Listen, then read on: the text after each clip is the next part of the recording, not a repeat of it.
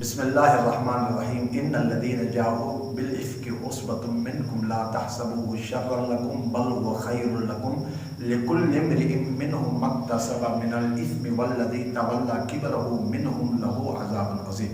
صدق اللہ مولانا العظیم۔ آج سوشل میڈیا کے ذریعے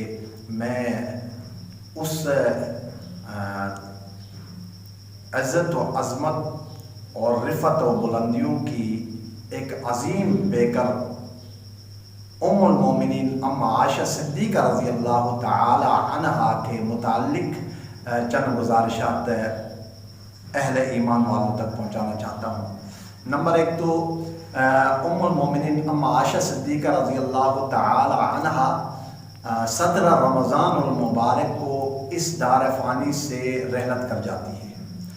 اور ہم غافل ہیں کہ ام المومنین ام عائشہ صدیقہ رضی اللہ تعالی عنہا ایک تو ماں ہوتی ہے، ایک ماں وہ ہے جس ماں کے عزت اور عظمت اور جس کا مقام و مرتبہ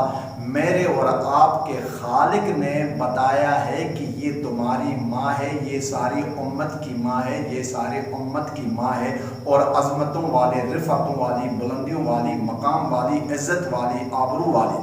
اور حرم نبوی صلی اللہ علیہ وآلہ وسلم اللہ کے نبی کی حرم ہے۔ اور پھر میری اور آپ کی یہ ماں جس ماں کے ذریعے سے مجھے اور آپ کو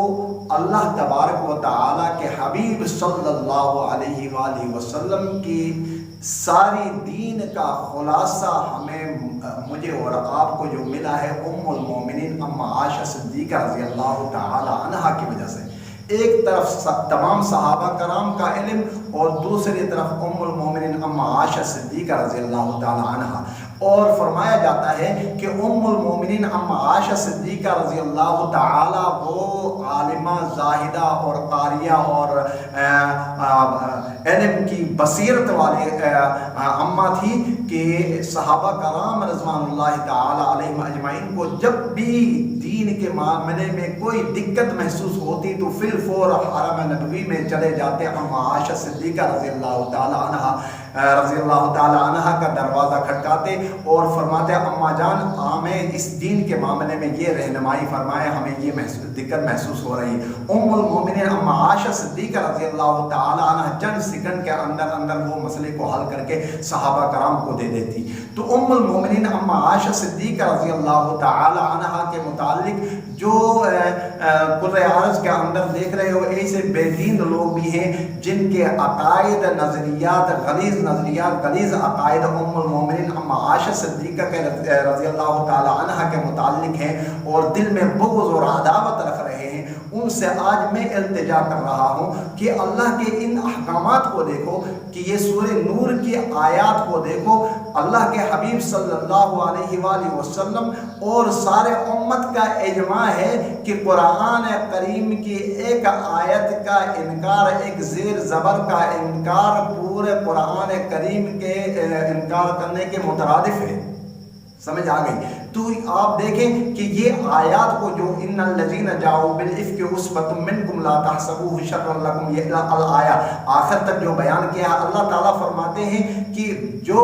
جس آدمی نے اما عائشہ صدیقہ رضی اللہ تعالی عنہا کو تکلیف پہنچائی، قیامت کے دن ان کو اللہ تبارک و تعالی دردناک عذاب عطا کریں گے۔ تو ان آیات کو اگر آپ نہیں مانتے ہیں تو پھر تو پورا قرآن کو نہ ماننے کے برابر ہے۔ تو عرض کرنے کا مقصد یہ ہے، آج میں سلام عقیدت پیش کرتا ہوں اما عائشہ صدیقہ رضی اللہ تعالی عنہا کو۔ ان کے احسانات امت کبھی نہیں بلا سکتی، ان کے بڑے احسانات ہیں، ان کے اتنے عظیم احسانات ہیں جن احسانات کو اگر بیان کیا جائے تو میری ساری زندگی ختم ہو سکتی ہے۔ ام المومنین ام عائشہ صدیقہ رضی اللہ تعالی عنہا کی شان بیان نہیں کی جا سکتی۔ بس اتنا ہی میں عرض کر دوں کہ ام المومنین میرے اور آپ کی ماں ہے، اس ماں کا خیال کر لو، اس ماں کو کبھی بھولنا نہیں ہے۔ اس ماں کے بارے میں اگر بغض اور عداوت رکھو گے تو پھر تمہارے لیے جنت نہیں بلکہ جہنم ہوگا۔ والسلام علیکم ورحمۃ اللہ وبرکاتہ۔